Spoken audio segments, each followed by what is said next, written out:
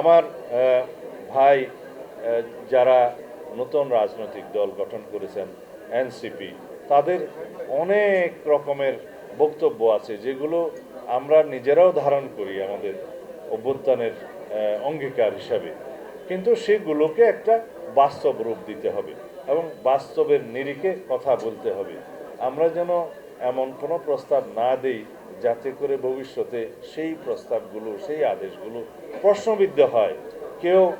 জুডিশিয়ারের কাছে নিয়ে যেতে চায় এবং সেগুলোর মধ্য দিয়ে যেন আমাদের এই টোটাল প্রক্রিয়াটাকে কেউ এক সময় অবৈধ বলে যেন আওয়াজ না দিতে পারে। সেই কথা আমি আজকের জন্য বলছি না,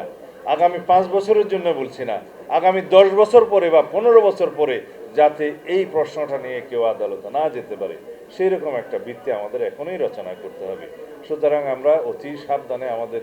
অর্জিত যে সাফল্য, সেই সাফল্যকে আরও সাফল্যের জন্য সামনে এগিয়ে নিয়ে যেতে হবে।